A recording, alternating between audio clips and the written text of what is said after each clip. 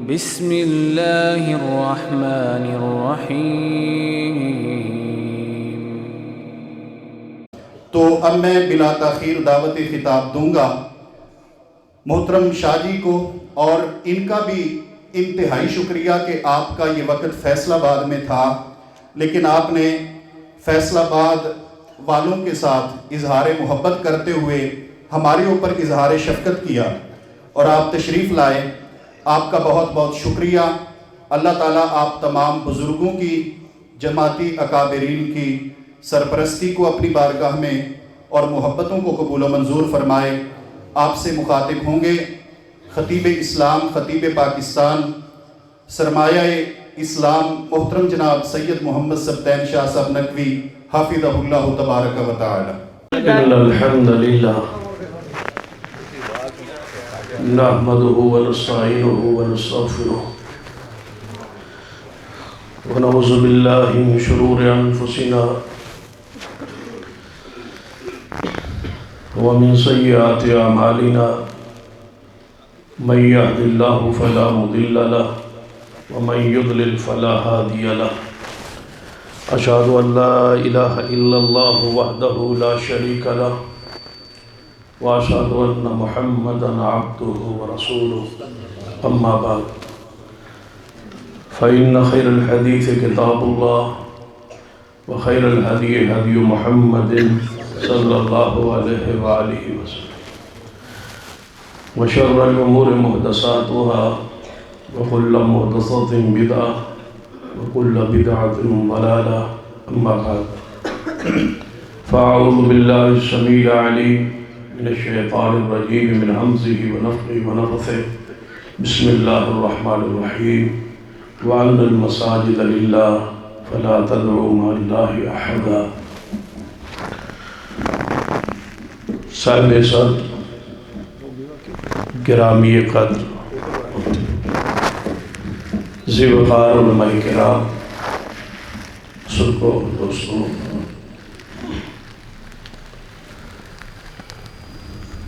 یقیناً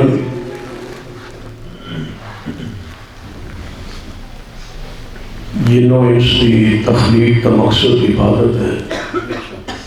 وما خلقت الجن والانس الا لیعبدون۔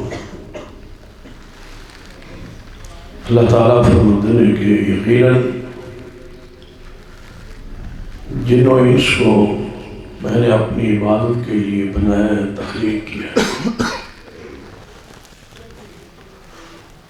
اور سب تو بڑی عبادت نماز ہے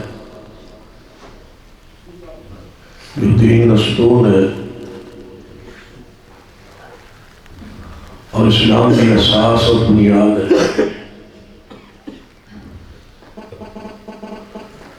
جس شخص نے نماز کو ضائع کر دیا اس شخص نے اسلام کو گرا دیا۔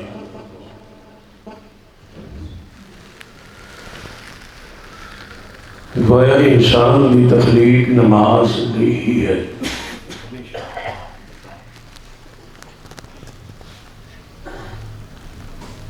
تو نماز نہیں جس جگہ کا انتخاب ہے وہ مسجد ہے۔ تو گویا سب تو بڑی عبادت نہیں جس جگہ کا انتخاب شریعت نے فرمایا ہے وہ مسجد ہے۔ نماز فرض ہے اور باجماعت فرض ہے۔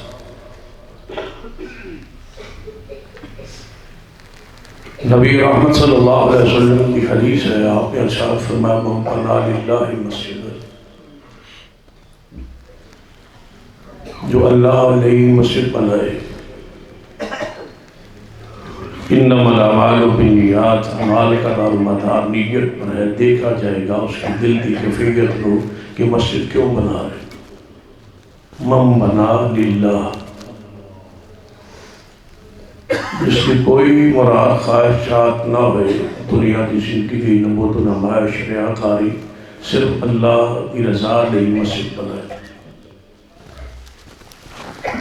وعدہ ہے بن اللہ لہ بیتا فی الجنہ، کہ ایسے شخص نے اللہ اپنی جنت گھر بنائے گا، محل بنائے گا۔ اور اللہ اللہ کا جو وعدہ ہے وہ یقینی ہے، ان اللہ لا یخلف المیعاد، وہ اپنے وعدوں کی مخالفت نہیں کرتا۔ کمی ہے میرے اور تمہارے یقین۔ ایک حدیث ہے صحیح بخاری، نبی رحمت صلی اللہ علیہ وسلم کے پاس ایک عورت آئی جس کو مرگی کی بیماری، عرض کیا یا رسول اللہ صلی اللہ علیہ وسلم میرے لیے دعا کیجیے کہ اللہ اس پوری بیماری کو شفا بخشے۔ نبی علیہ السلام کی حالت کیفیت دیکھ کے فرمایا کہ اگر تو اس بیماری پر صبر کر لے، کسی بیماری اندر قائم رہے اور بیماری موجود رہے اور تو صبر کرے، تو میں محمد صلی اللہ علیہ وسلم بشارت دینا کہ اس کے بدلے اللہ جنت دے۔ اس خاتون نے نبی رحمت صلی اللہ علیہ وسلم کی حدیث کی بشارت کی خبر سن کے ایک لمحہ بھر بھی توقف نہیں کیا۔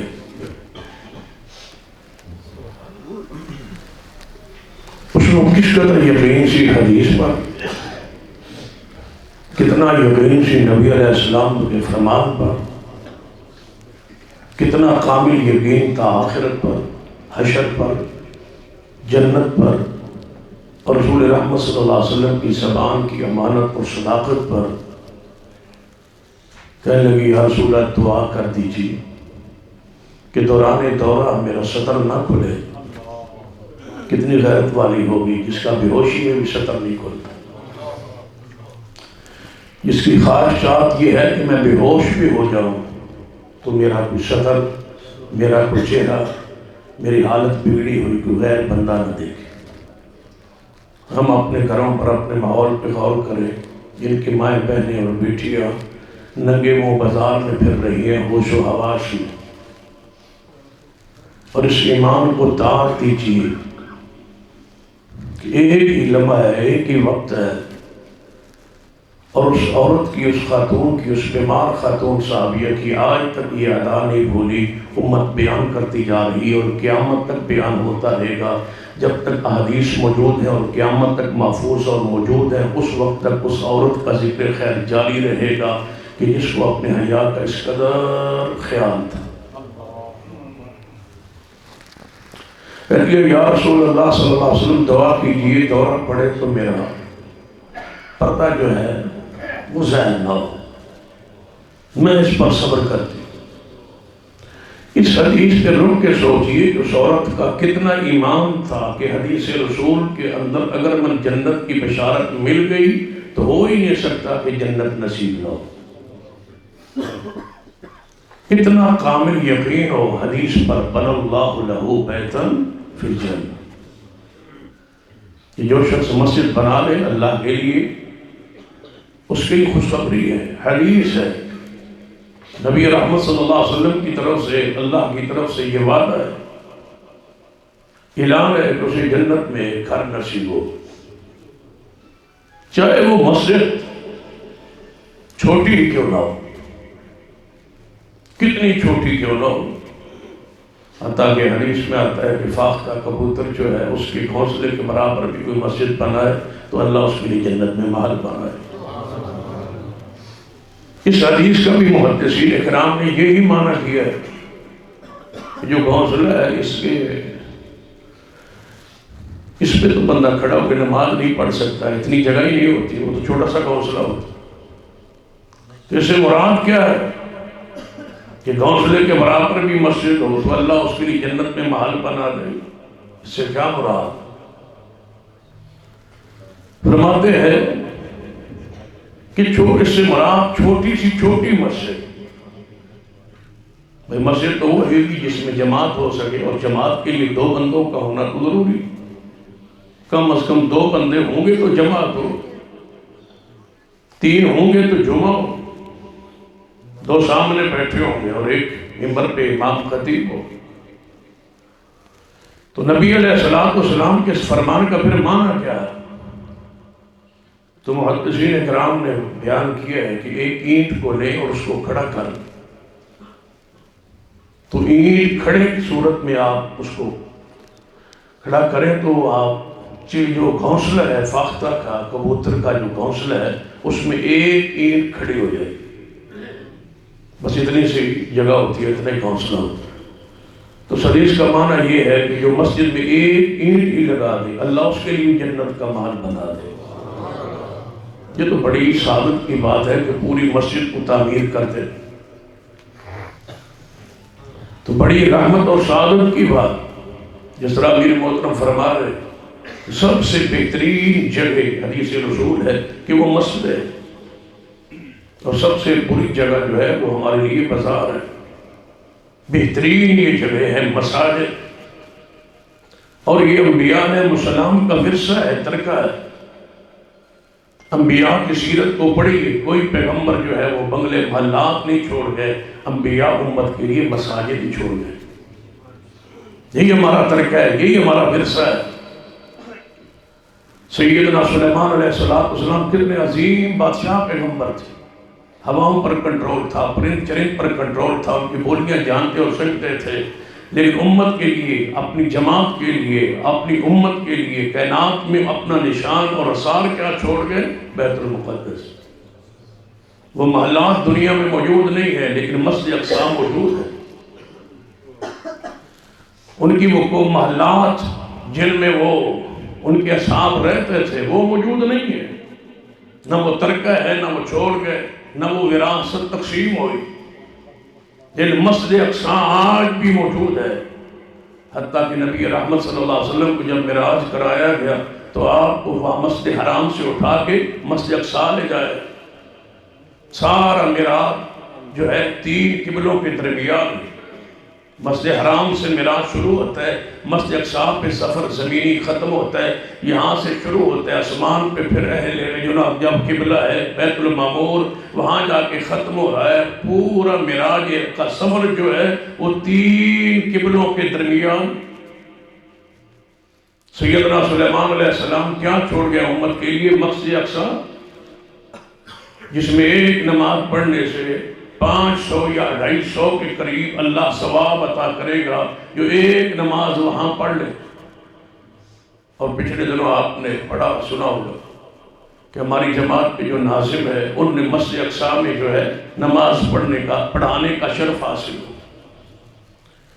مسجد اقصی کے اندر جس کا ذکر قرآن میں ہے، جس بیت المقدس کو جنات تعمیر کرتے رہے، گویا اللہ کے لیے مشکل نہیں ہے وہ کہ جس کو چاہے مساجد تعمیر پہ لگا دے۔ یہ اس کی رحمت ہے کہ اللہ ہمیں توفیق عطا فرما، یہ اس کی ساتھ رحمت ہے، انعام ہے۔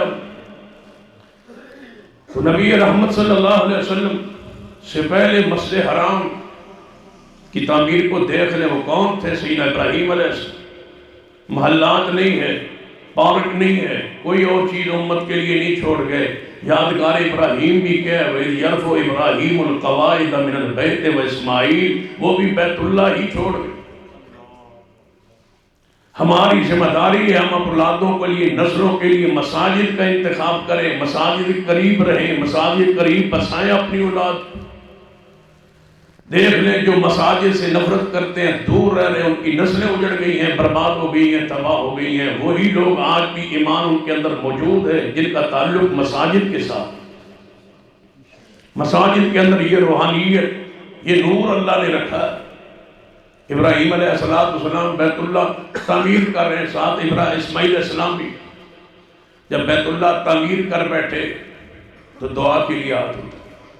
اس حدیث سے، اس قرآن کی آیت سے یہ ثابت ہوتا ہے کہ مسجد بنائیں تو بنانے کے بعد دعا اللہ قبول فرماتا ہے۔ اس شخص کی جس نے اپنے محنت مزدوری پیسہ خرچ کیا ہے، میں مسجد بنانے کو دعا کر رہے ہیں۔ دعا بھی بڑی عجیب ہے، ربنا تقبل منا انک انت السمیع العلیم۔ اے اللہ سب سے بڑی دعا ہے کہ اس محنت کو قبول فرما۔ دعا کرنے کے بعد اگلی جو دعا ہے وہ بڑی کمال، ربنا وبعث فیہم رسولا۔ اے اللہ مسجد بنا دی ہے، اس کے لیے قالین، اس کے لیے کوئی چیز چاہیے نہیں، اس کے لیے کوئی اور چیز چاہیے نہیں۔ سب سے بڑی دعا جو ابراہیم علیہ السلام نے کی ہے مسجد بنانے کے بعد، اے اللہ اس مسجد کے آباد کرنے کے لیے بہترین امام عطا فرما، امام پختہ ہو۔ اللہ کے فضل سے تہاڈا امام تے پہلے ہی پختہ ہے۔ ربنا وابعث فیہم رسولا، امام مسجد کو نصیب ہو جائے، یہ قالین یہ پنکھے یہ ساری سہولیات نصیب ہو جاتی ہے اگر امام نصیب ہو جائے، اور اگر امام کمزور ہو تو مساجد ہمیشہ کمزور رہتی۔ امام زینت ہے مسجد، امام روح ہے مسجد، امام نور ہے مسجد، امام مسجد کا زیور ہے، اس کے بغیر سب کچھ نامکمل ہے اگر امام مضبوط نہ ہو، علم میں، مقام میں، شان میں، تقوی میں، زہد میں۔ نبی رحمت صلی اللہ علیہ وسلم نے فرمایا اگر چاہتے ہو تھوڑی نماز قبول ہوئے تو آپ نے جو بہترین امام کا انتخاب، امام بہترین ہو، علم میں پختہ ہو، مضبوط ہو، حرام حلال کو جانتا ہو، قوم کی رہنمائی کر سکتا ہو، فکری رہنمائی کرنے والا ہو، روحانی معالج ہے امام۔ تو نبی رحمت جناب محمد رسول اللہ صلی اللہ علیہ وسلم جب خود تشریف لے آئے مدینہ پاک تو نبی علیہ السلام سب تو پہلے کس چیز کی ضرورت سی؟ گھر نہیں تھا آپ کا مدینہ، حجرے نہیں تھے مدینہ پاک میں، اپنے حجرات نہیں تھے، گھر نہیں تھے، مکان نہیں تھی، رہائش نہیں تھی۔ سب سے پہلے چاہیے تھا کہ اپنا سر چھپانے کے لیے کوئی گھر بنا تھا۔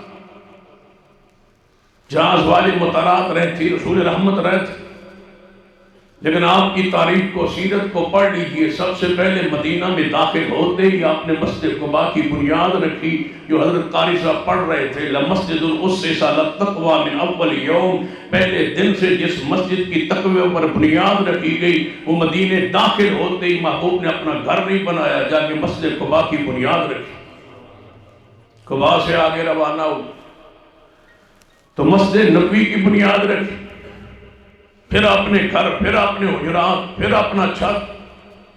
پہلے جا کے کہاں رہے؟ سیدنا ابو ایوب انصاری کے جھونپڑی میں، مکان میں، کسی کے گھر رہنا گوارا کر لیا ہے، لیکن سب سے پہلے جا کے مسجد بنائی ہے۔ فکری لوگوں کا یہی مزاج اور یہی انداز۔ نبی رحمت صلی اللہ علیہ وسلم سیدنا ابو ایوب انصاری کے گھر میں اپنے لیے رہائش کا انتظام نہیں کیا، مسجد کا انتظام۔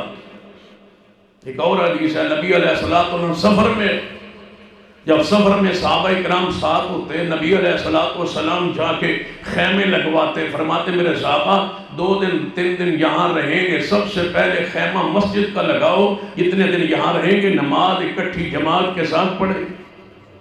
سفر میں عارضی مسجد، یہ بھی سنت ہے نبی علیہ السلام۔ مسجد بنانا اور مسجد کو چلانا اور مسجد کی فضیلت شان کو سن لیجیے۔ سرور کائنات محمد رسول اللہ صلی اللہ علیہ وسلم نے اعلان فرمایا مدینہ پاک میں کہ مسجد نبوی کے لیے جگہ کون خریدے؟ پوری جماعت موجود ہے، اصحاب رسول موجود ہے، جس کی قسمت میں یہ مقام آئے۔ سیدنا عثمان کھڑے ہوئے، فرمایا محبوب کی پوری زمین کی قیمت طے کر لے، جتنی بھی قیمت ہوگی عثمان ادا کرے۔ لوگ پریشان ہوتے تھے، کسی طرح ان کا ہوتا ہے، اکثر مساجد میں، مدارس میں، اشتہار میں بڑے بڑے نام ہوتے ہیں ان لوگوں کے جو مساجد پر خرچ کرتے ہیں، تعاون کرتے ہیں، مخیر آباد۔ تو عام آدمی پریشان ہوتے ہیں، جو غرباء ہوتے ہیں یا عام آدمی جو ہیں وہ پریشان ہوتے ہیں، جی فلاں کا نام اتنا اونچا کیوں لکھا ہے، فلاں کا نام اوپر کیوں لکھا ہے؟ یہ پیسوں کی وجہ سے، اللہ کے بندوں اس کے پاس جو پیسے ہے اس کی وجہ سے نہیں، اس کا نام بلند ہوا اس پیسے کی وجہ سے جو اس نے فتنوں کے دور میں مسجد کے لیے خرچ کر دی، اس وجہ سے نام بلند۔ اور یہ سنت ہے نبی علیہ السلام۔ سیدنا عثمان رضی اللہ تعالیٰ جب یہ مال خرچ کرتے، غزوہ تبوک پر پڑھ کہ نبی علیہ السلام موجود، آپ نے اعلان فرمایا ممبر پہ کھڑے، سیدنا عثمان کھڑے، یا رسول اللہ 100 اونٹ لے لو، فرمایا عثمان اور چاہیے، فرمایا 100 اور اونٹ لے لو، فرمایا عثمان اور چاہیے، فرمایا 100 اور اونٹ لے لو۔ نبی علیہ السلام ممبر سے نیچے اتر آئے اور صحابہ کرام کے درمیان جو صفحہ چیرتے ہوئے آگے بڑھے، جا کے عثمان کو جب ڈال دی، فرمایا ما ضر عثمان ما عمل بعد اليوم، آج محمد مصطفیٰ کی بشارت سن لو، اس کے صدقے سے، خیرات سے، تعاون سے، اللہ کی راہ میں مال خرچ کرنے سے میں محمد اتنا راضی ہوں۔ آج کے بعد عثمان گناہ بھی کر بیٹھے تاں بھی محمد اعلان کرتا ہے کہ یہ جنت میں جانے سے کوئی گناہ انہیں روک نہیں سکتا۔ یہ بشارت دی ہے نبی علیہ السلام۔ ما ضر عثمان، کوئی عمل نقصان نہیں پہنچائے گا عثمان کو۔ اس حدیث کے راوی بھی عثمان ہے۔ من بنا للہ مسجد، کہ جو مسجد بناتا ہے اللہ اس کے لیے جنت میں محل بناتا ہے۔ اس حدیث کو پیغمبر سے بیان کرنے والے سیدنا عثمان رضی اللہ تعالیٰ مسجد کی خدمت کے لیے یاد رکھیے بہت بڑی سعادت ہے۔ حدیث ہے نبی رحمت صلی اللہ علیہ وسلم نے فرمایا کہ بندے کے ہر جوڑ کے بدلے ضروری ہے، جتنے جسم کے جوڑ ہے ہر جوڑ کے بدلے صدقہ کر۔ صحابہ کرام بڑے حیران ہوئے، یا رسول اللہ صلی اللہ علیہ وسلم بندے دے 365 جوڑ نے، تو انہاں ہر جوڑ کے بدلے کون صدقہ ادا کر سکتا ہے؟ اتنا مال کس کو ہوئے کہ روز اپنے جوڑاں دے بدلے صدقہ کرے؟ بڑی آسان ہے حدیث، بڑی بشارت ہے اس حدیث میں۔ نبی علیہ السلام نے فرمایا میرے صحابہ اگر پیسہ نہ ہوئے نا، مال نہ ہوئے تو 3 کام کر لو، ہر جوڑ کے بدلے صدقہ ہو جائے۔ یا رسول اللہ 3 کام کون سے؟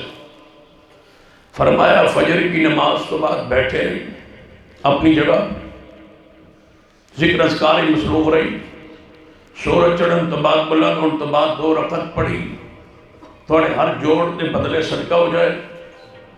اگر یہ عمل نہ کر سکو تو راستے سے چلتے چلتے اگر کوئی تکلیف دہ چیز، کوئی روڑا، کوئی پتھر، کوئی کانٹا پڑا ہے انہوں چک کے راستہ صاف کر دو کہ اللہ تمہیں اجر و ثواب عطا کر دے گا، ہر جوڑ کے بدلے صدقہ ہو جائے گا۔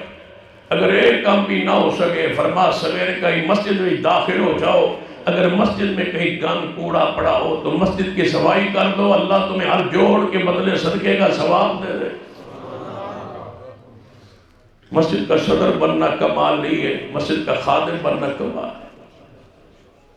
صفائی ستھرائی، اور یہ ڈیوٹی کس کی لگی تھی؟ ابراہیم خلیل اللہ کو حکم ہوا تھا طاہرا بیتی للطائفین والعاکفین والرکع السجود۔ ابراہیم مسجد بنا دی ہے آپ نے، میں رب حکم دیتا ہوں باپ بیٹے کی ذمہ داری ہے کہ مسجد کو صاف رکھنا ہے۔ ابراہیم علیہ السلام مسجد صاف کر رہے ہیں، اسماعیل علیہ السلام مسجد صاف کر رہے ہیں۔ نبی رحمت صلی اللہ علیہ وسلم کی دوسری حدیث آپ نے فرمایا میرے صحابہ جس نو مسجد کی صفائی کرتے ویکھو اس کے ایمان کی گواہی دو کہ یہ بندہ مومن ہے، جو صفائی کرے وہ مومن ہے، جو پوری مسجد بنا دے مسجد کی صفائی کرتا دیکھو تو گواہی دو کہ یہ بندہ مومن ہے۔ نبی رحمت صلی اللہ علیہ وسلم کی مسجد کے ساتھ محبت پیار دیکھ۔ صحیح بخاری اندر حدیث ہے، نبی علیہ السلام مسجد نبی ایک عورت سی یا مرد سی، حدیث اندر دونوں کا ذکر موجود ہے، یا مرد تھا یا عورت، شکل آبی مسجد نبی صفائی کرتا سی۔ یہ عورت ہے تے سیاہ فام عورت سی، اور اس کی ایک تاریخ ہے کہ عورت داریہ سی، اس کا اللہ دے بارے کوئی ایمان یقین یا معرفت یا پہچان نہیں سی۔ غربت دے ہتھوں تنگ آ گئے، اس عورت نے اپنی بستی علاقے چھوڑ اپنے پنڈ علاقے ذرا کم کرنا مشکل ہو، اس نے کسی دوسرے علاقے پنڈ جان کا فیصلہ، اتنے جا کے کوئی کسی گھر کم شم مل جائے گا، کوئی محنت مزدوری مل جائے گا۔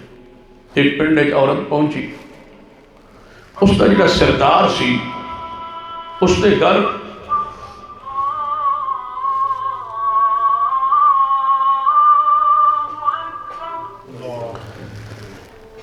اس کو ملازمت مل گئی. جدوں ملازمت ملی وہ سردار دی بیٹی غسل کرن واسطے غسل خانے داخل ہوئی. اس حدیث کا اصل بخاری ہے، دیگر تفصیل جڑی دوسری کتاب وچ موجود. وہ کہنے لگی کہ اے میرا ہار سردار دی بیٹی، اے میں چرپائی تے رکھ رہی، اس ہار دا خیال رکھی تے میں غسل کر رہی. وہ ہار دا رنگ سرخ سی یا کمر بند سی ہار سی. چیل اڑ رہی سی، جو چیل نے ویکھیا نا وہ ہار سرخ رنگ دا ایویں جویں گوشت ہو، انہیں سمجھا گوشت، انہیں جو جھپٹی ماری وہ ہار لے کے اڑ گئی.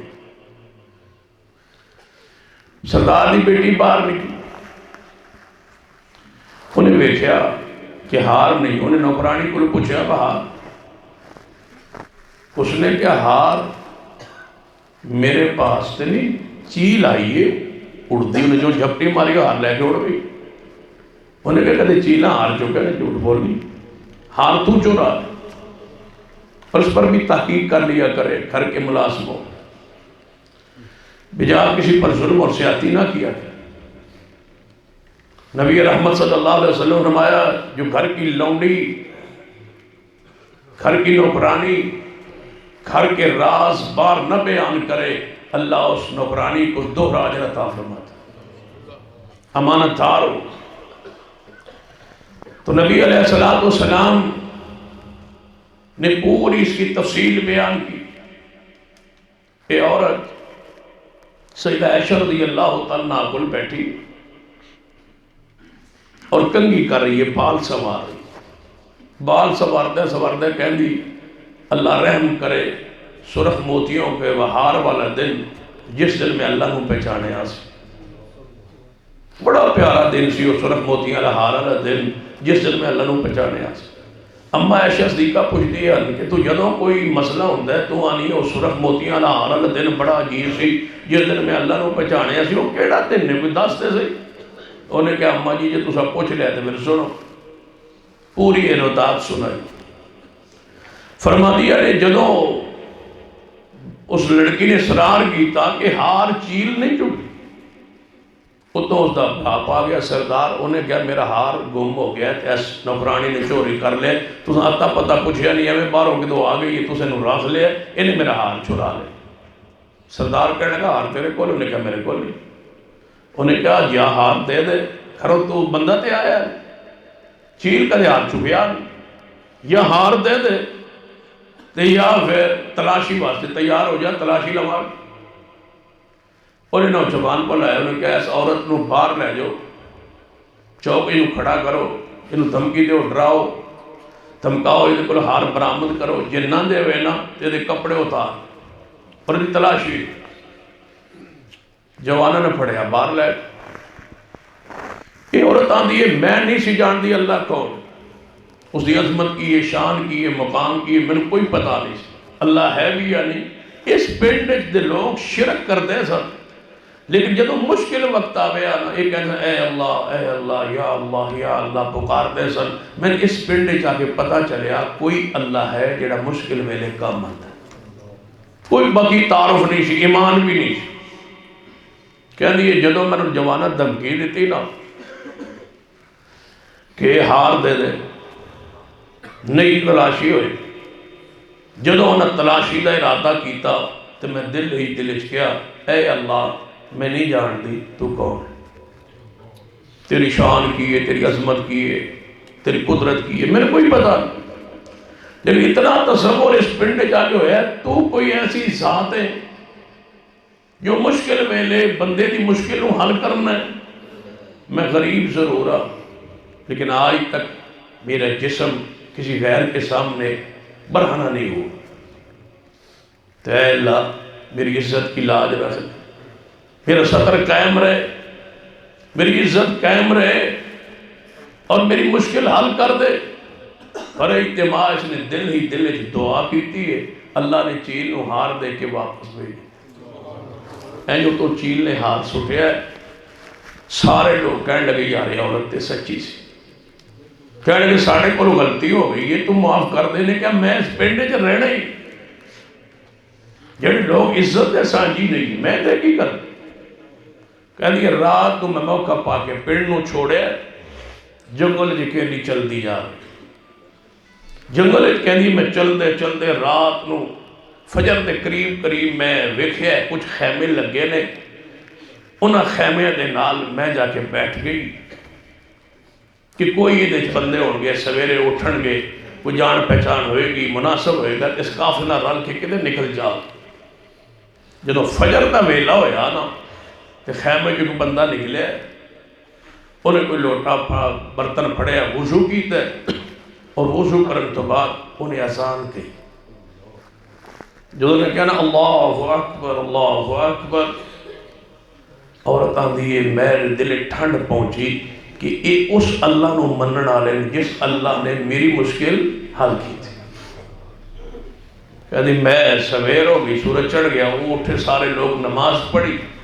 مرد بھی سن کچھ عورتاں بھی سن میں انہیں زیادہ میں نے اس کو ساری واقعہ پوچھا میں انہوں نے دسیا تو وہ کہنے لگے تو پریشان نہ ہو اسی مدینے نو جا رہے ہیں اور اسی محمد مصطفیٰ دے صحابی ہو کہنے لگی پہلے اللہ دا نام سنے اسی اور محمد مصطفیٰ علیہ السلام دا نام سنے چل دے مدینہ پہنچ نبی رحمت صلی اللہ علیہ وسلم نے ملاقات ہوئی کلمہ اسلام پڑھیا مسجد نبوی اس کا خیمہ لگ کاش آج مساجد کا وہی دور دوبارہ آ جائے جو محبوب علیہ السلام نے زمانے چاہے سے پڑھ لیجئے حدیث کا مطالعہ کر لیجئے پیغمبر کے زمانے میں نکاح مساجد میں ہوتے تھے ابو داؤد میں حدیث ہے آپ نے فرمایا نکاح مساجد میں کرو آج سارے نکاح روڈوں پہ چلے گئے اور مرج حالوں میں چلے گئے مہنگائی کہتے ہیں آ گئی ہے مہنگائی آ نہیں گئی مہنگائی ہم نے سر پر شریعت کو چھوڑ کے چڑھا لی اگر نکاح مسجد میں ہو ولیمہ مختصر ہو اور اپنے گھروں میں ہو تو مہنگائی کہاں ہے یہ لاکھوں یہ کروڑوں روپے جو خرچ مساجد مدارس کے لیے چلے جائے تو کہیں گے ہماری استطاعت نہیں ہے یا اس وقت دینے کی پوزیشن میں نہیں ہے شادی والے دن اس کے ولیمہ میں چلے جائیں تو ایسے لگتا ہے جیسا رئیس پورے شہر میں کوئی نہیں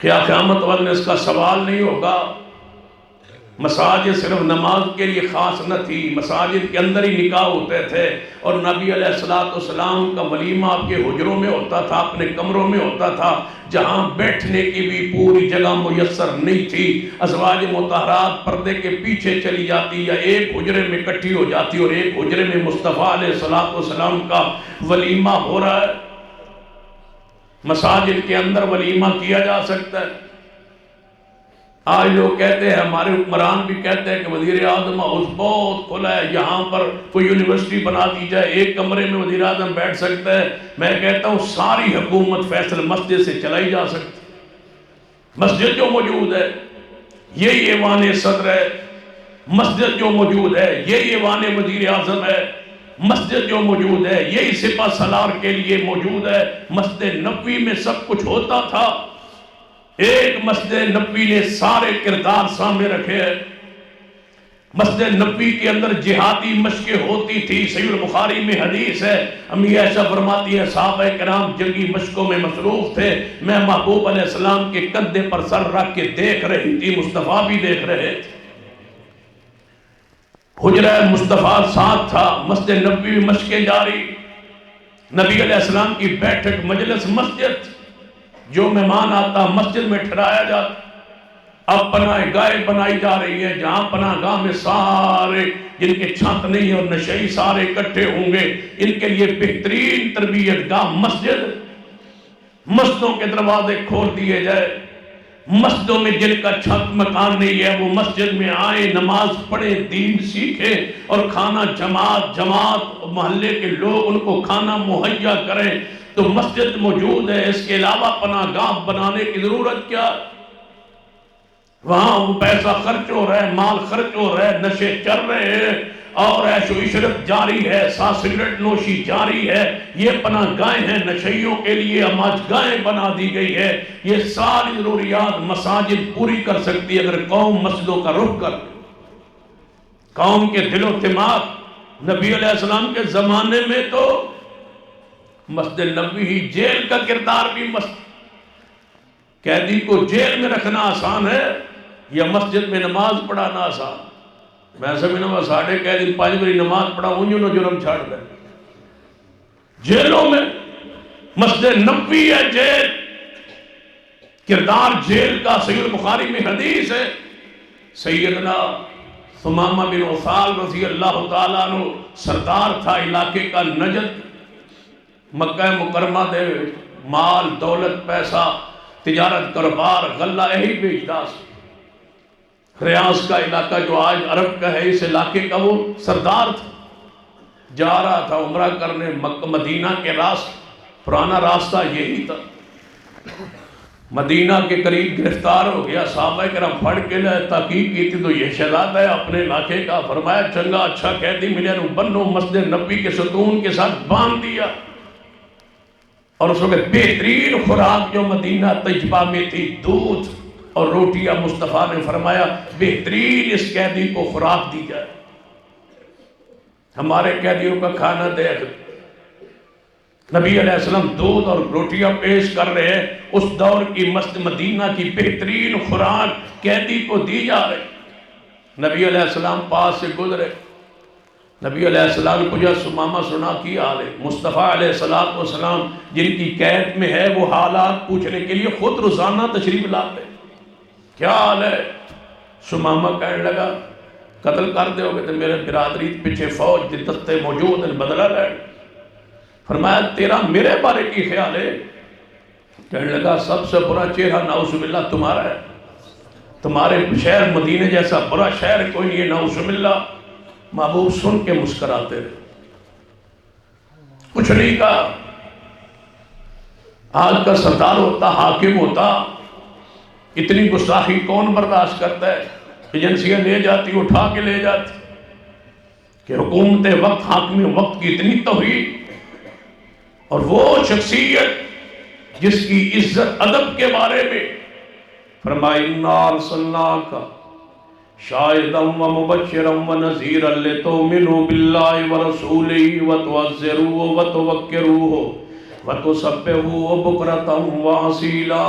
جس کا ادب احترام امت پر لازم ہے، جس کے نام کا، ذات کا، اولاد کا، آل کا، صحابہ کرام کا، آل بیت کا، ان کے تبرکات کا، ان کے آثار کا، ان کے شہر کا، ان کے گھر کا، بار کا، بچوں کا، اولاد کا، نالین پاک کا، تھوک مبارک کا، لعاب مبارک کا، پسینے مبارک کا، ایک ایک چیز کا ادب احترام جس کا لازم ہے. اس پیغمبر کا اخلاق دیکھ لیجئے کہ کہا جا رہا ہے تمہارے چہرے جیسا نعوذ باللہ توہین امیز جملہ کہہ رہا ہے، لیکن اخلاق نبوی دیکھیے، محبوب کی جیل دیکھیے، قیدیوں سے اس نے سلوک دیکھیے، مسجد نبوی کے کردار کو دیکھیے. محبوب جاتے جا رہے ہیں، گزرتے جا رہے ہیں، مسکراتے جا رہے ہیں، کچھ نہیں کہا، مسکرا رہے. دوسرے دن محبوب نے پھر پوچھے، تیسرے دن پھر پوچھے. آپ نے فرمایا میرے صحابہ رہا کر دو، جاؤ انہوں چھاڑ دو، رہا کر دو. یہ مسجد نبوی ہے جو جیل کا کردار بھی ادا کر رہی. اس نے دیکھا نبی علیہ السلام کو 3 دن نماز پڑھتے. اگر مسجد کے ساتھ قیدی سارے باندھے ہوئے ہوں یا قید خانے میں ہوں، 5 وقت ان کو مسجد میں نماز کے لیے پابند کیا جائے، مدرس ان میں موجود ہو، تربیت ان کی کرے، قرآن و سنت کو سمجھائے، چوری اور ڈکیتی واردات لوگوں کے مال کھانے کے نقصانات ان پر بیان کرے، روزانہ واعظ کرے. میں کیسے مان لوں کہ ان پر قرآن و سنت اثر نہیں کرے؟ ہم مجرم کو مجرم بناتے ہیں. جو جیل میں ایک دفعہ 10 دن رہ آئے وہ مجرم پکا ہوتا ہے، مجرموں کا ساتھی ہوتا ہے. دور دور لوگوں سے روابط تعلقات بدماشوں سے قائم ہو جاتے ہیں. وہ کسی نہ کسی گینگ کا حصہ بن جاتا ہے اور وقت جناب آتا ہے کہ بڑے ڈاکے میں اور بڑے بڑے جناب گروہوں میں شامل ہو جاتا ہے. وہ ملک کا، قوم کا، سب کا نقصان کرنے کا عادی مجرم بن جاتا ہے. مسجد کے اندر قید ہے، قیدی کی اصلاح کے لیے مسجد نبوی کا کردار دیکھیے. 3 دن وہ گستاخی کرتا رہا، محبوب مسکراتے رہے. فرمایا چھوڑ دو، رہا کر دو. رہا کر دیا گیا. مدینہ تو باہر نکلیا، جا کے باغ بیٹھ کے نا نہان لگا ہے، غسل پہ کرتا ہے، غسل کر کے نہا دھو کے واپس پلٹے ہے تے دل سوچتا کہ یہ کہنا سماما اگر یہ حاکم ہوتا تو گستاخی برداشت نہ کرتا، لگتا ہے سچا نبی۔ واپس پلٹا، نبی علیہ السلام نے ویکھیا تے مسکرائے، مسجد نبی دوبارہ کھینچ لائی ہے، دوبارہ مسجد ساڑھے مسجد تے کوئی آ جائے اللہ دی رحمت، دوبارہ وہ آتا نہیں ہے، یہاں کی کرختی وہاں، یہاں کے الفاظ سن، مساجد کو وہ مقام دیا نہیں گیا جو شریعت نے دی ہے۔ مسجد نبوی کو دیکھو، نبی رحمت صلی اللہ علیہ وسلم، اور سن لو یہ مسجد مرکز ابراہیم جس کو قائم کیا ہے نبی علیہ السلام کی ختم نبوت کے نام پر، یہ سن لے، آج پہلے دن ہی سن لے کہ یہ کسی خاص فرقے کے لیے مسجد نہیں ہے، یہ اسلام کی دعوت کے لیے مسجد ہے، یہ کتاب و سنت کے پیغام کے لیے ہے۔ اور ہماری مساجد جو ہوتی ہے اس میں فرقہ واریت کی دعوت ہوتی نہیں، کتاب و سنت کی دعوت ہوتی ہے۔ ہم کسی ایک گروہ کے امام نہیں ہیں، ہم مصطفیٰ کی ساری امت کے امام کی حیثیت سے ممبر پر بیٹھتے ہیں۔ ہمارے کوئی تفریق نہیں ہوتی کہ یہاں فلاں نماز نہ پڑھے، فلاں نماز نہ پڑھے، فلاں نہ آئے۔ اللہ کی قسم آل الحدیث سے دوسرے جو مسلمان ہیں وہ ہماری مسجد میں آئے تو آل الحدیث سے زیادہ میں ان کے آنے کی خوشی ہوتی ہے، محبت ہوتی ہے، پیار ہوتا ہے کہ یہ آئیں، یہ تربیت کرنا ہماری ذمہ داری، کتاب و سنت کے پیغام کو پہنچانا ہماری ذمہ داری ہے۔ کھینچ لائی ہے مسجد نبوی کا کردار، اس ثمامہ بن اسال کو وقت کا علاقے کا شہزادہ سردار ہے، پلٹ کے آ گیا، کہتا ہے یا رسول اللہ کلمہ پڑھا لیجیے۔ نبی علیہ السلام نے دار اسلام میں داخل کیا، کلمہ پڑھا، تو نبی علیہ السلام نے کہنے لگا یا رسول اللہ صلی اللہ علیہ وسلم میں عمرہ کرنے جا رہا تھا، توڑے صحابہ دے ہتھے چڑھے اور میں نے پھڑ کے لے آئے، اب مجھے بتائیں کہ عمرہ تمہارے دین میں شریعت میں ہے؟ تبدیلی دیکھے، اگر تمہارے دین شریعت میں عمرہ ہے تو میں جاؤں، نہیں تو یہیں سے واپس پلٹ جاؤں۔ فرمایا نہیں، میرے دین میں عمرہ ہے، طریقہ یہ ہے، طریقہ سمجھایا، مکہ مکرمہ میں پہنچا، عمرہ کرنے کے بعد اعلان کیا، سارے قریش خوش ہے، سردار نجد کا سردار ثمامہ آیا ہے جس کے ساتھ ہماری تجارت معاملات چلتے ہیں، وہ آ گیا عمرہ کرنے۔ جب عمرے کا طریقہ دیکھا تو حیران و پریشان، یہ اس کو کیا ہوا؟ عمرہ مکمل کرنے کے بعد اونچی جگہ پہ کھڑے ہوئے ثمامہ نے اعلان کیا، مکے والو اب دانے لینے نجد نہ آنا، اگر دانے لینے ہیں تو محمد مصطفیٰ سے پوچھ کے آنا، اب دانے نہیں ملیں گے، محمد مصطفیٰ کے پاس جانا ہوئے۔ ثمامہ واپس چلے، جب واپس پہنچے نا تو مکہ مکرمہ میں کات اس قدر کے دانے کو ترس گئے ہیں مکہ، سارے اکٹھے ہو کے بیٹھے، کہنے لگے اس ثمامہ کولتے جانا نہیں، انہیں دانے دینے نہیں، مکے تو ریاض کا یہ پیدل یہ گھوڑوں پر یا اونٹوں پر سفر کون کرے، لہذا پہلے مدینے خط لکھو محمد مصطفیٰ، خط لکھا، نبی علیہ السلام کے پاس خط آیا، اہل مکہ وہ نکالنے والے، وہ دشمن، وہ مخالف،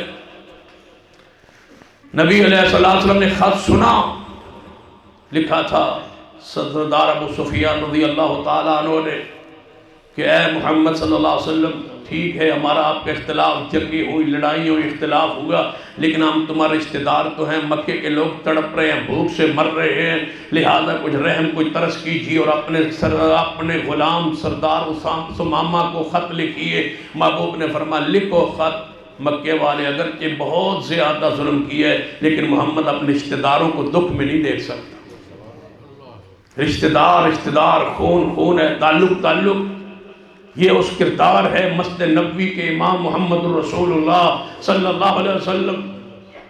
مسجد نبوی یہی عدالت تھی، سپریم کورٹ یہی تھا، عدالت یہی تھی، فیصلے یہی ہوا کرتے تھے۔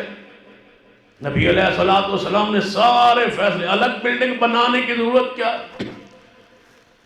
کیا قاضی جج حضرات مسجد میں نہیں بیٹھ کے فیصلے کر سکتے؟ عمارت الگ بنانے کی ضرورت کیا ہے؟ مسجدیں ہیں یا عدالتیں ہیں جہاں مجرم پیش کیے جا رہے ہیں یا آ رہے. عدالت کتنی پیاری تھی، یہاں مجرم پکڑ کے نہیں لائے جاتے، مجرم خود آتے، خود اقرار کر رہے. پڑھ لیجئے سیدنا ماعز بن مالک سے زنا کا گناہ ہوا، خود چل کے آئے، پکڑا نہیں، کسے ویکھیا نہیں، کسے گناہ کردیاں ویکھ نہیں، خود چل کے آئے. اسی گناہ تو گناہ کرن تو بعد سزا سے دوڑتے ہیں، پکڑ کے کوئی لائے تو پھنس گئے، پھر بھی چھوڑ آنے کی پوری کوشش. لیکن اے دیکھو سیدنا ماعز بن مالک خود آئے، فرمایا محبوب جی گناہ ہو گئے. کیوں ہے یا رسول اللہ؟ مجھ سے زنا ہو گئے. مسجد نبی میں حضور بیٹھے ہیں، فیصلے مسجد نبی میں کیس سنا جا رہا ہے. ساری فضولیات اگر ختم کر دی جائے، ایک مسجد ہزاروں کام کر سکتی. کاش وہ مسجد کا کردار دوبارہ امت کے سامنے آ جائے. آ گئے. نبی علیہ السلام فرمایا زنا کو جانتے ہو؟ کسے کہا جاتا؟ یا رسول اللہ ٹھیک ہے زنا کو جانتا ہوں، پہچانتا ہوں. اب میں اس طرح گناہ کی ہے. جی یا رسول اللہ مجھ سے زنا ہوا ہے. آپ نے فرمایا میرے صحابہ لے جاؤ اس کو، جا کے پتھر مارو، سنسار کر دو. سر عام نہ کرنا، کیونکہ سر عام پھانسی دینا شریعت کے خلاف ہے. آج کل یہی چل رہا ہے کہ سر عام پھانسی دینا بدفعلی کے مجرم کو، یہ شریعت کے خلاف ہے، یہ قانون کے خلاف ہے، آئین کے خلاف ہے. کہاں ہے خلاف؟ نبی علیہ السلام فرمایا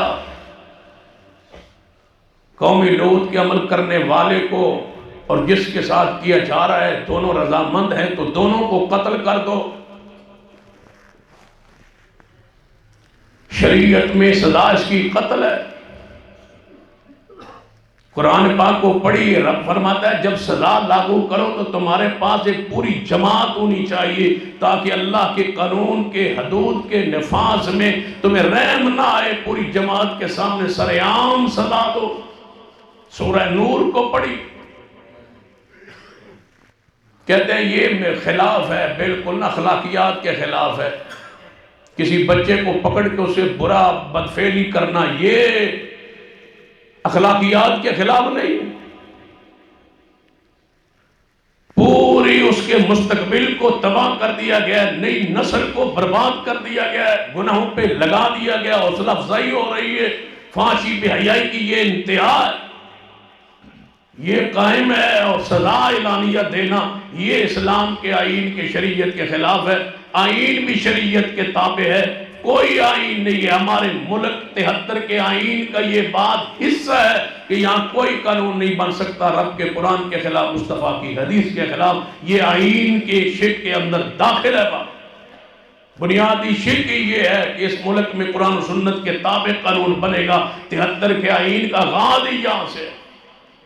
لہذا یہ سزا اسلام دین شریعت کے مطابق ہے. فرمایا اعلانیہ جا کے اس کو پتھر مارو. صحابہ کرام گئے، اعلانیہ پتھر مارے. سیدنا ماعز کو فیصلہ مسجد نبوی سے سنایا گیا. گناہ کا اقرار کرتا ہے، مجرم ہے، اقرار کیا ہے. سر عام پتھر مارے. جب سزا ہو گئی، مر گئے، فوت ہو گئے، پتھر مار کھا صحابہ یا رسول اللہ ماعز رجم ہو گیا. فرمایا جاؤ جا کے دفن کر. صحابہ کرام نے غسل دیا، کفن دیا، دفن کر دی. 2 یا 3 دن گزرے، صحابہ کرام مسجد نبوی بیٹھے سر، نبی علیہ السلام کا انتظار فرما رہے سر. مسجد نبوی مسلم حدیث، نبی علیہ السلام تشریف لے آئے. بعض روایت صحابہ کرام آپس سے چہ مگوئیاں کرن کہنے لگی یار ماعز جی گناہ کر بیٹھا ہی تو چھپا لیندہ، تو چپ کر جاندہ، توبہ کر لیندہ، اللہ معاف کر دیندہ. پتھر بھی کھا دے، پتہ نہیں ہوں جہنم میں ہوئے گا، سزا بھگت رہے ہوئے. صحابہ کہنے لگے نہیں یار جے گناہ جو نے کر لیا، پتھر کھا لے تو معافی ہو جائے، کفارہ ہو جائے. کہنے لگے جی کفارہ ہوندہ تو رسول رحمت صلی اللہ علیہ وسلم ہوتا جنازہ ہوندہ ہے. جنازہ نہیں پڑھایا حضور نے، لہذا اس نے جہنمی دی سزا ہوگی. 6 مگوئیاں ہو رہی ہے. نبی علیہ السلام اپنے گھر چ موجود ہیں، جبریل آئے، فرمایا محبوب اسمان کی طرف چہرہ اٹھاؤ، نبی علیہ السلام نے چہرہ اسمان کی طرف اٹھایا، اللہ نے سارے پردے ہٹا کے جنت سامنے کر دیتی، فرمایا اپنے صحابی ماعز کو دیکھ لو، جنت کی نہروں میں نہا رہا ہے، اور جا کے ایک بار صحابہ کو بتاؤ کہ ماعز کو برا نہ کہے، اگر کہ اس نے پتھر کھائے ہیں لیکن میں نے معاف کر دی ہے، اس پر سزا ختم ہو گئی، اس کی سزا پوری ہو گئی۔ محبوب تشریف لائے بعد مسجد نبوی میں دو گروہ بنے، کچھ کہے جہنم میں، کچھ کہتے ہیں جنت میں، آپ نے فرمایا استغفروا لماعز ابن مالک، میرے صحابہ اٹھو، ماعز ابن مالک کا میں محمد جنازہ پڑھانا چاہتا ہوں آج، اللہ نے اس کو معاف کر دیے۔ مسجد نبوی جیل بھی ہے، عدالت بھی ہے، وفود کے ٹھہرنے کی جگہ بھی ہے، محبوب کے جتنے مہمان آتے تھے مسجد نبوی میں ہی ٹھہرتے تھے، کھانا مسجد نبوی میں آتا تھا، رسول رحمت صلی اللہ علیہ وسلم کو کھلاتے تھے، مسجد نبوی کے اندر ہی زکوٰۃ صدقہ و خیرات اکٹھا ہوتا تھا، محبوب تقسیم کرتے تھے، بیت المال بھی مسجد نبوی، سارے صدقے زکوٰۃ خیرات آگے مسجد نبوی میں اکٹھے ہوتے تھے، کوئی نہیں اپنی اپنی زکوٰۃ دے کے مسجد میں آ جاتا تھا۔ گزشتہ درس میں بھی ہے بات کہی، اس مر پر بھی ہمیں غور و فکر ہم پہ لازم ہے، ضروری ہے، جس طرح نماز کے لیے اجتماعیت ہے اس طرح زکوٰۃ کے لیے بھی شریعت میں اجتماعیت، زکوٰۃ پوری کے پوری اس مسجد سے جو متعلقین نمازی ہوں ساری زکوٰۃ مسجد کے اندر اکٹھی کر، چاہے وہ عشر ہو چاہے وہ زکوٰۃ ہو، ساری اکٹھی ہو جائے، بیت المال میں جمع ہو جائے، وہاں سے زکوٰۃ آگے تقسیم ہو۔ دیکھتا ہوں مسجد کا کردار، لوگوں کا جھکاؤ مسجد کی طرف کیسے ہو، یہاں سوائے اذان کے اور نماز کے اور سوائے فرقہ وارانہ تقاریر کے کچھ ہوتا ہی نہیں، لوگ تبھی تو مسجدوں سے دور ہیں۔ پتہ ہو کہ اس مسجد میں کھانا موجود ہے، راشن موجود ہے، یہاں سے مسجد لوگوں غریبوں یتیموں مساکین کا تعاون ہوتا ہے، لوگ کیوں نہ مسجد کی طرف جھکے؟ وہ کردار ہی وہ روحانیت ہی ختم ہو گئی۔ مسجد نبوی میں جو سیدنا ابو ہریرہ پہرا دیتے تھے اور رات کو جن کی چوری کرنے کی کوشش کر رہا تھا، وہ حدیث نہیں پڑھی، وہ صدقہ خیرات مسجد نبوی میں اکٹھا ہوتا، صحابہ اپنی مرضی کے ساتھ اپنے نوکروں غلاموں مرضی کے ساتھ مدینے میں تقسیم کر کے نہیں آتے تھے، ساری زکوٰۃ مسجد نبوی میں اکٹھی ہوتی۔ میں تو حضرت ثنائی صاحب سے گزارش کی ہے کہ اپنی ساری زکوٰۃ اس باری سن دے دو، کہ اپنی ساری زکوٰۃ مرکزی جمعیت اہل حدیث کے بیت المال میں آپ جمع کرا دے، پھر ناظم اعلیٰ صاحب اپنی ساری زکوٰۃ جمع کرا دے، پھر جناب حضرت خزانچی صاحب اپنی ساری زکوٰۃ جمع کرا دے، پھر شورا کے سارے ارکان جو سال بعد ووٹ ڈالنے تشریف لاتے ہیں وہ ساری اپنی زکوٰۃ صدقہ و خیرات جتنی ہے وہ مسجد بنا بامات کے بیت المال میں جمع کرا دے۔ جب امیر کی اپنی زکوٰۃ جمع ہو جائے، ناظم خازن کی اپنی زکوٰۃ ساری جمع ہو جائے، تو پھر پوری جماعت کی جب زکوٰۃ اکٹھی ہوگی، میں دیکھتا ہوں چند سالوں میں تبدیلی کیوں نہیں آتی؟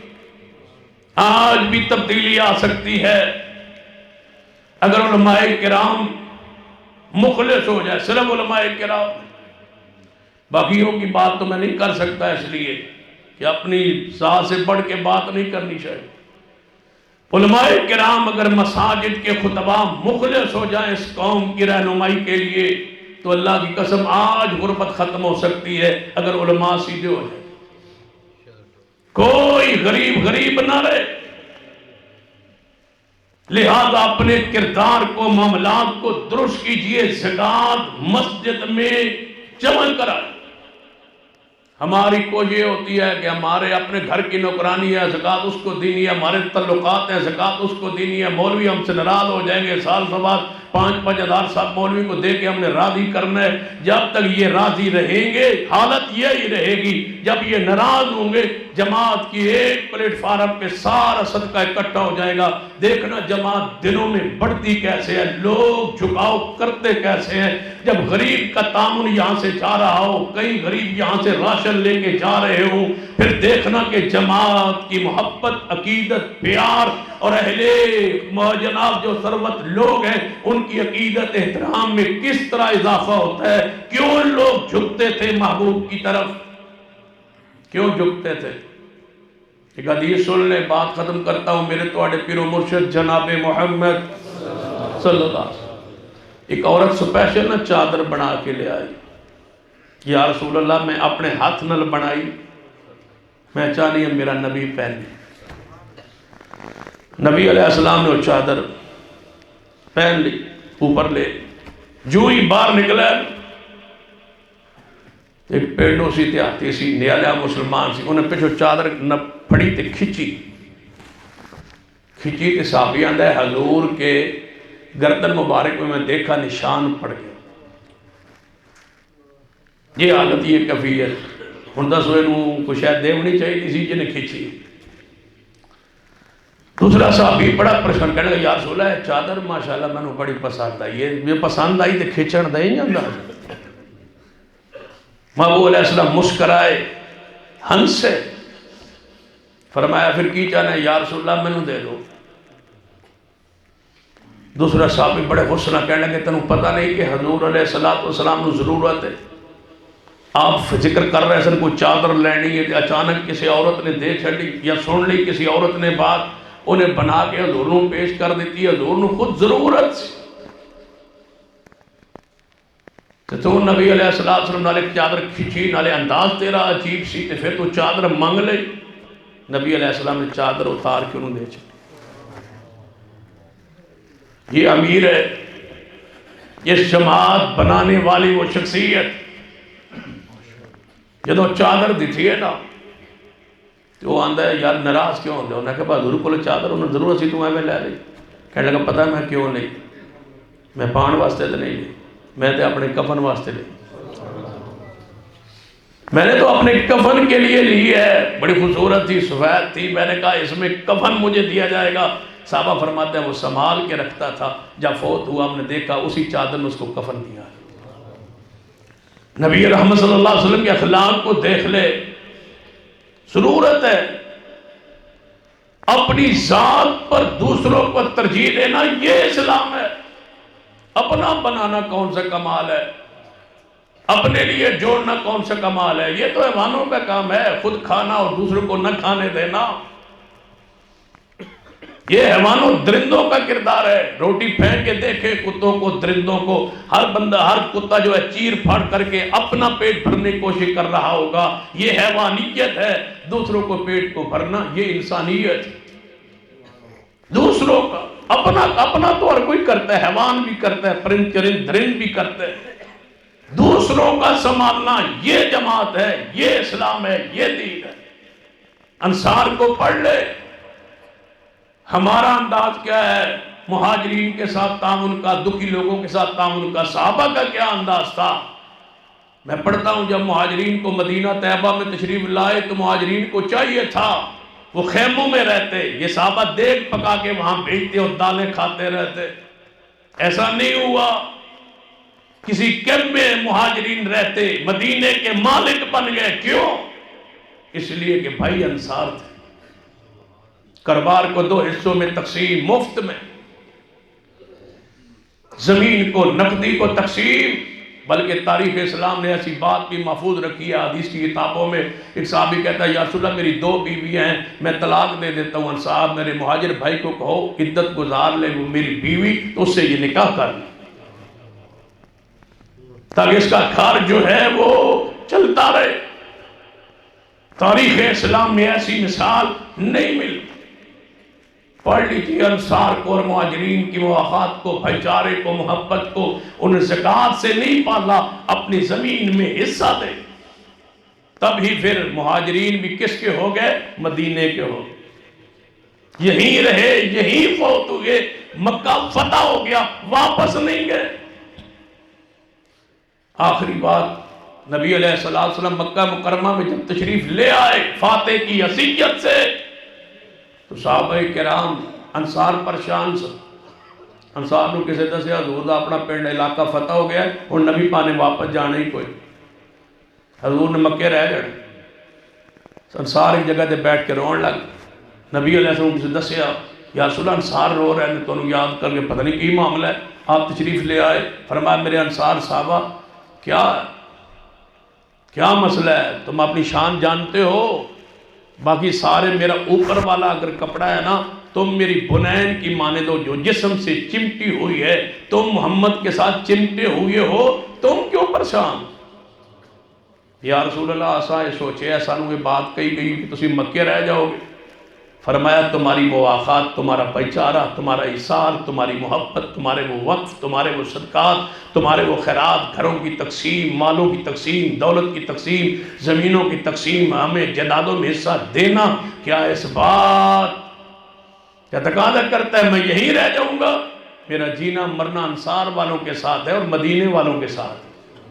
اب میں مدینے جاؤں گا، اپنے شہر میں نہیں رہے۔ یہ انصار کا اثار کا انداز تھا، اس محبت کا جواب تھا۔ سیدنا ابو بکر بھی مہاجر تھے، رسول رحمت دنیا سے چلے گئے پھر مدینہ رہے۔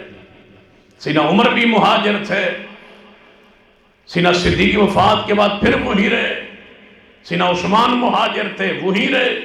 شیر خدا محبوب خدا علی مرتضیٰ رضی اللہ تعالیٰ عنہ وہ مہاجر تھے، لیکن مدینہ طیبہ میں ہی رہے۔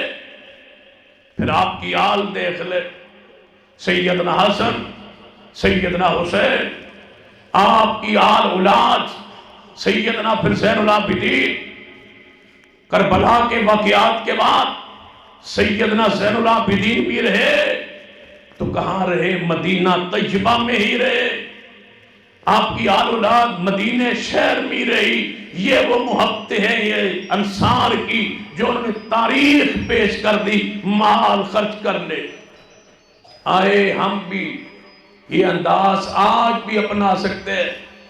ہمارے ان سارے بزرگوں کی سکاط لاکھوں میں ہے، اگر ہم آج بھی تہیہ کر لے ہم رخ موڑ سکتے ہیں۔ اگر آج ہم تہیہ کر لے تو ہم سے بڑھ کے اس شہر میں کوئی جماعت نہیں ہے۔ اگر آج ہم بھی تہیہ کر لے، اپنی زکوٰۃ کو، خیرات کو، صدقات کو، اپنے دوستوں کو، اپنے مہربانوں کو، تعلقات کو پوری طرح استعمال کر لیں، تو آج بھی ہم غرباء، یتامى، مساکین کی وہ خدمت کر سکتے ہیں جس کی تاریخ میں مثال نہیں ہو سکتی۔ اگر آج بھی ہم تہیہ کر لیں، کیا خیال ہے انشاءاللہ؟ کیا خیال ہے؟ تہاڈا کوئی خیال؟ امیر صاحب دا تو ٹھیک ہے، تسی دسو تہاڈا کی خیال ہے انشاءاللہ؟ لے تہاڈے لو چپ پہ من تہاڈے چہرے من نظر آندے پے۔ ہن جڑے جڑے پریشان ہیں میں تہاڈے چہرے دساں نام لے کے بات کیڑے کیڑے پریشان ہیں۔ انشاءاللہ ہم اس تاریخ کو دہرائیں گے انشاءاللہ۔ اگر جس طرح آج یہاں موجود ہیں آپ سارے تشریف فرما ہے اور سارے اپنے معاملات سے فارغ ہو کے گھروں میں معاملات، دکانوں سے معاملات، مصروفیات ترک کر کے یہاں تشریف لے آیا ہے، سارے شہر سے مجھے نظر آ رہے ہیں، سارے بزرگ، جماعتی احباب، دوست سارے، اگر اسی طرح یہی محبت کا انداز 7 مارچ کو بھی ہو تو کیا خیال ہے کہ عیدگاہ میں اسی طرح تشریف لے آئے، ہمیں باہر سے بندے بلانے نہ پڑے، لانے نہ پڑے ختم نبوت کے لیے۔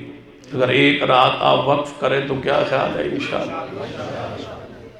شہر کے میرے خواہش کوئی وکریاں کرسیاں ہونا جیتے من صرف شہر والے بندے نظر آن، گنے جان با کتنے تشریف لے آئے، سارے ایک رات یہ وعدہ کریں، یہ حلف ہے، یہ وعدہ ہے مسجد میں بیٹھ کر کہ ایک رات 7 مارچ کی ہم نے ختم نبوت کے لیے وقف کرنی ہے انشاءاللہ۔ عیدگاہ میں پہنچنا ہے سب نے، جڑا نہیں آئے گا وہ ہاتھ کھڑا کرے تاکہ پتہ چلے، جس نے وعدہ نہیں کیا وہ سمجھ آئے، جس نے ہاتھ نہیں کھڑا کیا اس کا وعدہ ہو چکا ہے، آپ نے وہاں پہنچنا ہے انشاءاللہ۔ کیونکہ جماعت کے بہترین خلاصہ جو علماء کرام ہے نا، علمی خطابات انشاءاللہ وہاں ہوں گے، ختم نبوت موضوعات، مختلف موضوعات پر گفتگو ہوگی۔ مجھے امید ہے کہ آپ انشاءاللہ تشریف لے آئیں گے سارے احباب۔ انہوں نے دو بچارے ساتھیوں کو، دوستوں کو اس کے لیے ذہنی طور پر تیار کریں گے، اور یہ مسجد انشاءاللہ عظیم الشان مرکز بنے گی۔ یقیناً اسلام کی، دین کی، ختم نبوت کی یہاں سے آواز بلند ہوگی، خالص کتاب و سنت کی فرقہ وریت سے بالا تر ہو کر خالص کتاب و سنت کی دعوت انشاءاللہ عام ہوگی۔ مجھے امید ہے کہ آپ بھی انشاءاللہ جمعے والے دن بھی تشریف لے آئیں گے۔ حضرت حافظ صاحب کے پیچھے جمعہ پڑھیں، میں انشاءاللہ باقی جمعے تو میرے تو خواہش تھی کہ اجتماعی جمعہ ہو، لیکن میں درس ویک کے سمجھ آ گئی تو اجتماعی جمعہ نہیں ہو سکتا، تو باقی مساجد میں جمعے تو ہونے ہیں، لیکن میری یہ کوشش ہے کہ زیادہ سے زیادہ آپ یہاں تشریف لے آئے، اللہ آپ کا آنا قبول فرمائے، تاکہ حضرت حافظ صاحب کے علمی خطاب سے بھی آپ مستفید ہو، ان کی زیارت بھی کریں، دیدار بھی کریں۔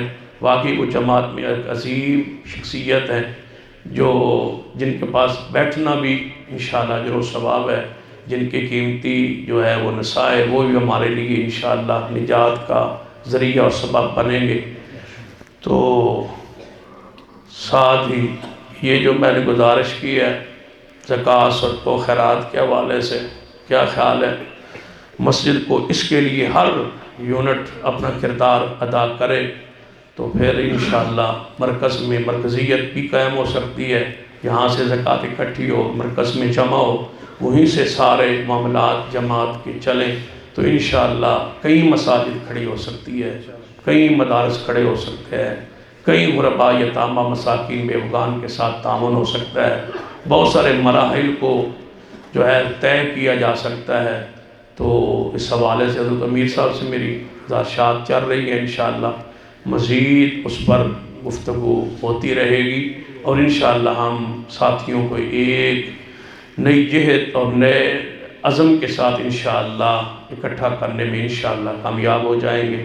اللہ مجھے بھی اور آپ کو بھی توفیق عطا فرمائے، اور اللہ تعالیٰ اس مسجد کی وہ افادیت جو ہے جو اسلام میں مسجد جسے کہا جاتا ہے، وہ ساری کی ساری افادیت، وہ سارے کے سارے جو مواقع اس مسجد میں اللہ تعالیٰ عطا فرمائے۔ اقول قولی ھذا واستغفر اللہ لی ولکم ولسائر المسلمین، اور حضرت شیخ سمیع اللہ شاہ صاحب اللہ تعالیٰ کامیاب اور کامران فرمائے، ان کے خطبات میں زبان میں تاثیر پیدا فرمائے، تاکہ لوگوں کے دلوں کو یہ موہ لے اور لوگ اس مسجد سے محبت کرنا شروع کر دیں۔ محلے کے بھی لوگ یقیناً تشریف لائے ہوں گے، تو آپ مسجد میں نماز میں بھی تشریف لے آیا کریں، بچوں کو قرآن پڑھنے کے لیے بھی یہاں بھیجیں، جمعہ کے خطبات میں تشریف لے آئے، انشاءاللہ خالص کتاب و سنت کی دعوت ہوگی۔ اللہ مجھے اور آپ کو توفیق عطا فرمائے۔